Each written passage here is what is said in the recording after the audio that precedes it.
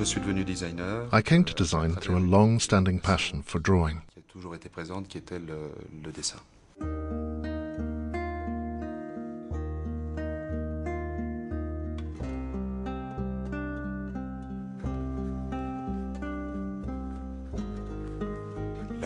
A particularity of watch design is the size of the object. This could be a handicap, given that constraints are so large and the surfaces on which we express our ideas so small. I would say an eye for detail is the first step towards being a designer. We have to consider detail. It's our role to structure an object and bring it to fruition. And it's almost always the accumulation of countless details that determines whether this object is spot on or has missed the point.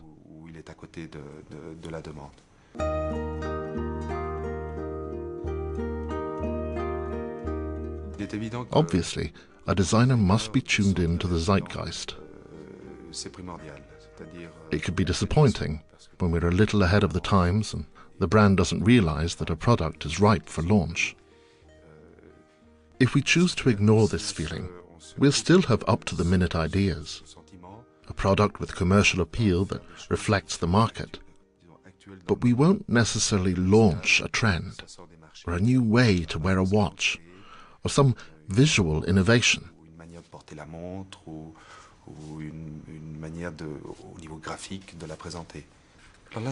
Inspiration is probably the most magical part of the process. It's the sensation, those few seconds that leaps out from among the mass of drawings spread out before you.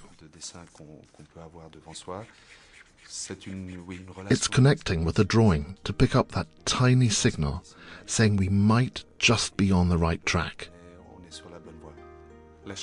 Then there's that all-important element of luck. What makes a product a success? There's also a magic we can't control. Sometimes we think a product will go down really well, and it's not the case. And sometimes, who knows why, an object we'd considered as fairly minor takes on unimagined proportions.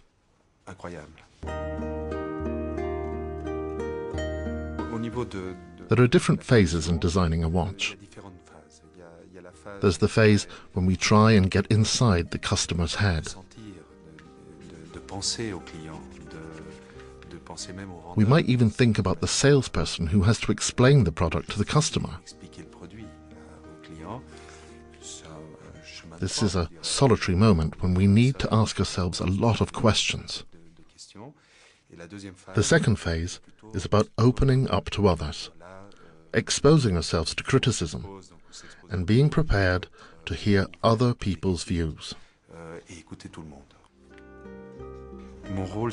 My role ends when the watch comes out of production, when I look at the first 1,000 or so watches made.